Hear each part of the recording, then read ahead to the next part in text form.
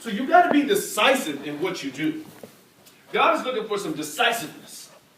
Make that move. Be bold in what you're doing. Make sure that you possess what God is calling for you to possess. Joshua 1:1 reads, after the death of Moses, the servant of the Lord said to Joshua, son of Nun, Moses' aide, Moses, my servant, is dead. Now then, you and all these people get ready to cross the Jordan into the land I am about to give you. To the Israelites, I will give you every place where you set your foot, as I promised Moses.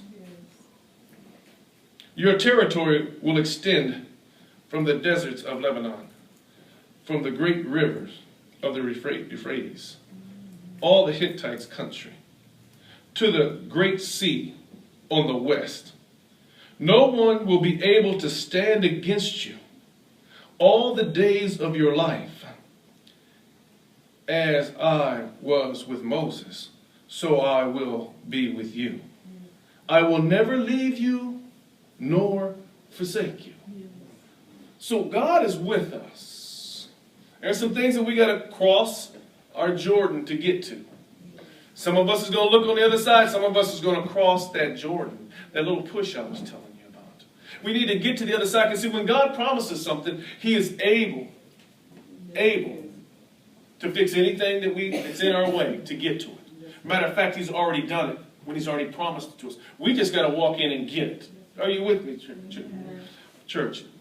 Because I come to learn that sometimes we can be hard-headed, but most of the times we need to be spiritual-headed. Does that make sense to you? Amen. We need to grab our spirit more and be led by the Spirit more. Joshua is taking these people across the Jordan River to the land of Canaan. And Canaan is like, they got idols over there. They got other people beside Canaanites there. Hittites, Zebedites. They got all these other factions out there. But God is pushing you to a land that He says for you to possess.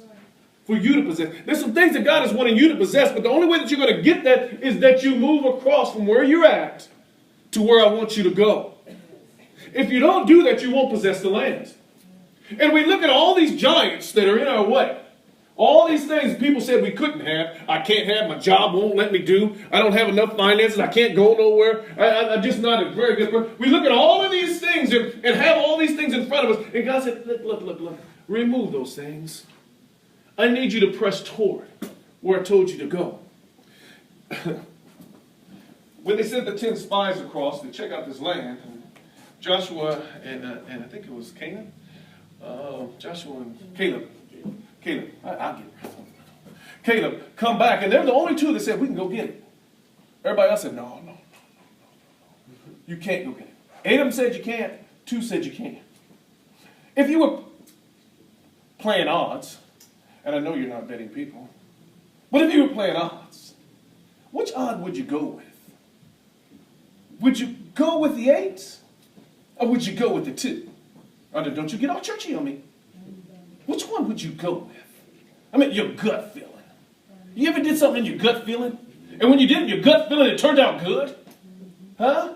The gut feeling. I'm calling the gut feeling. That's the Spirit of God. But I'm calling the gut feeling. When you got that feeling inside you that says go, even though odds aren't with you. That's when there's things that really happen in your life. That's when breakthroughs come through. That's when 2015 is really going to come through. When you go with your gut feeling and go through all the things that's been really keeping you from getting there. Amen. All of those things that's really been holding you back. And you got to go by your gut feeling. You got to go by your spirit and know that the odds aren't with you, but God is. That's right. God is. He's with you. I never read. It didn't say that about those 8 spies didn't go with him, did he? Them 8 spies, they still went too, didn't they? Oh, yeah. Didn't want to go. Don't do it. But I'm going to go with you. Oh, you bet they have gut feeling. They have gut feeling somewhere. Huh? Either I'm going to die on this side, or I'm going to go with them. And I'll die on the other side. But at least they didn't stay in the same place. But see, we have these things that the Spirit is calling for us to do, to step into, and 2015 is it. And if we don't do what the Spirit is telling us to do, we're actually going to be standing on the other side, just looking, just trying, just talking about it, just saying these things. And the reason why that I had you to talk today is because guess what you did? You left those things on the other side.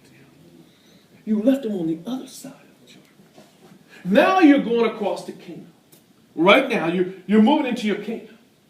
Even though there's still going to be obstacles, God said, I'm with you. Even though there's still going to be problems, God said, I got those. I'll have you wipe out every one of those Canaanites. Huh? I'll have you wipe out every one of those. Huh? Because God allows us to have this spiritual battle, that we got the breastplate and the helmet of salvation. We got all of these things that we can go into battle and fight and win. And win. Because the devil has stolen so much from us, and we don't feel like we're battle ready. You ever had somebody ask you to do something, you say, well, you know, I ain't too ready for that. You know? If you ever had somebody say, yeah, you like that? You apprehensive, well, let me raise my hand. Well, it's okay. Volunteer work. Come on, man. People get apprehensive with stuff, man. They don't want to do what they should do. They should just step into some of the unknowns. The unknowns where you really find yourself. I mean, when you really get into the unknown, you really find yourself. You find yourself in God. You find yourself in the flesh, doing amazing things that you never thought that you would do before. But when you get into those positions, you step into them, you have to. Because otherwise, we're going to be still comfortable doing what we're doing. You know what you're doing very well, don't you? But you don't know what tomorrow brings. But you have hope for tomorrow. But in hope for tomorrow, when it comes to you, you've got to look for the great things of tomorrow. Today. Look for them today. Because when you look for them and you know that they're there and you ask God, but then you walk in your tomorrow. You don't worry about your today. You walk in your tomorrow. See, there's one thing for sure, that if we don't do what God is calling for us to do, we're going to remain on one side of the river. We're just going to be there. We're just going to go through. And the percentages of us, we're going to be on the 8 instead of the 2. 8 instead of the 2. Joshua didn't know that he was going to be that leader that God wanted him to go across when he sent him out as a spy. But guess what? God called him for a higher position. God's calling you for a higher position. He's calling for you to a higher position. So when God starts putting some things in your spirit, talk to him.